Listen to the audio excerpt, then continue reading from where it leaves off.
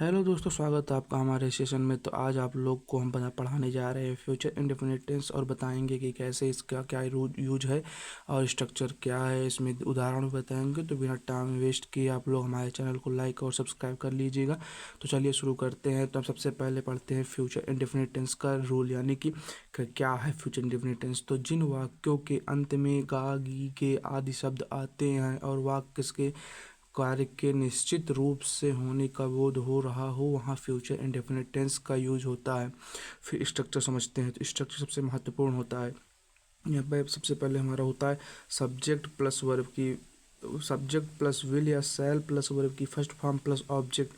फिर हमारा अफर्मेटिव के लिए होता है, ये निगेटिव के लिए है सब्जेक्ट प्लस विल सेल, ये फिर प्लस नॉट प्लस वर्ब की फर्स्ट फॉर्म प्लस ऑब्जेक्ट। और ये हमारा इंट्रोगेटिव के लिए है, तो यहाँ पर विल या फिर shall plus verb subject plus not फिर वर्ब की फर्स्ट फॉर्म प्लस ऑब्जेक्ट।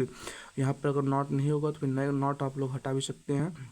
फिर यहाँ पर question word plus will plus shall फिर subject plus not plus verb की फर्स्ट फॉर्म प्लस ऑब्जेक्ट। समझते हैं इसके एग्जाम्पल के माध्यम से। तो एग्जाम्पल चलिए देखते हैं। भारत मैच जीतेगा। तो यहाँ पर गा गी गया गया है, तो भारत मैच जीतेगा, यह हमारा फ्यूचर इंडेफिनिट टेंस है। तो इसको देखो सूत्र से कैसे करते हैं। तो भारत हमारा यहाँ पर क्या हो जाएगा, सब्जेक्ट। देखिए यहाँ पर सब्जेक्ट फिर विल या सेल प्लस वर्ब की फर्स्ट फॉर्म प्लस ऑब्जेक्ट। अब सब्जेक्ट हमारा, अरे भारत जो है हमारा थर्ड पर्सन है, यानी कि यहाँ पर सब्जेक्ट होगा तो सब्जेक्ट के अकॉर्डिंग यहाँ पर हमारा भारत, फिर इंडिया, इंडिया के अकॉर्डिंग विल लगेगा। फिर मैच जीतेगा, तो मैच यानी कि यहाँ पर विल, फिर हमारा यहाँ पर जीतेगा हमारी वर्ब हो गई वॉन, फिर दी मैच हमारा ये अदर वर्ड या ऑब्जेक्ट हो गया। समझते हैं। फिर ये हमारा दूसरा एग्जाम्पल है। तो हम मेहनत करेंगे, हम मेहनत करेंगे में वी शैल वर्क हार्ड। यहाँ पर वी हमारा हम के लिए हो जाता है और मेहनत हमारी वर्ब है, तो वर्क हो गया। और यहाँ पर कठिन होना चाहिए तो यहाँ पर हार्ड वर्क हो जाएगा। या फिर मेहनत के लिए फिर आप लोग हार्ड वर्क ही लिखते हैं, क्योंकि मेहनत जो होती है वर्क को जो होता है वो हार्ड ही होता है।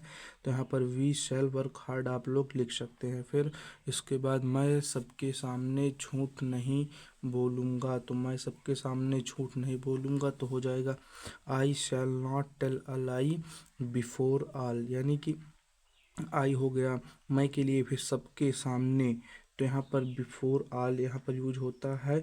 और झूठ बोलने के लिए टेल अ लाई हो जाएगा, सामने सबके, तो यहाँ पर बिफोर ऑल हो जाएगा। फिर इसके बाद अगला एग्जांपल है, क्या वह अपनी माँ की रक्षा करेगा।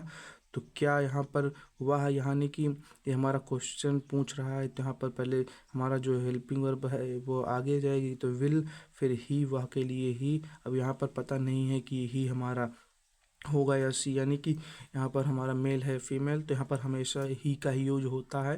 तो ही, फिर डिफेंड यानी रक्षा करना, फिर अपनी माँ के लिए हिज मदर। फिर अगला है पिताजी कल कौन सी कार खरीदेंगे। तो पिताजी कल कौन सी कार खरीदेंगे, तो इसमें हो जाएगा विच कौन सी कार। तो यहाँ पर आप लोगों को पता होगा विच का यूज जहाँ पर होता है वहाँ पर जिसको पूछता है अपने साथ ले लेता है। तो which car will father by tomorrow. तो आज के लिए बस इतना है, मिलते हैं आपको अगली वीडियो में। यहाँ पर आप लोगों के लिए उदाहरण और हमारा जो स्ट्रक्चर है, स्ट्रक्चर सबसे महत्वपूर्ण होता है। अगर स्ट्रक्चर आप नहीं ध्यान रखेंगे तो आप लोग कर नहीं पाएंगे। तो सबसे पहले आप लोग स्ट्रक्चर पढ़ लीजिएगा और इसका यूज है जो, यानी कि रूल है जिन वाक्यों के अंत में गागी गई, तो इसको पहचान है, आइडेंटिफाई करता है, तो इसको आप लोग पहचान अवश्य रखिएगा। तो आज के लिए इतना, मिलते हैं आपको फिर अगली वीडियो में।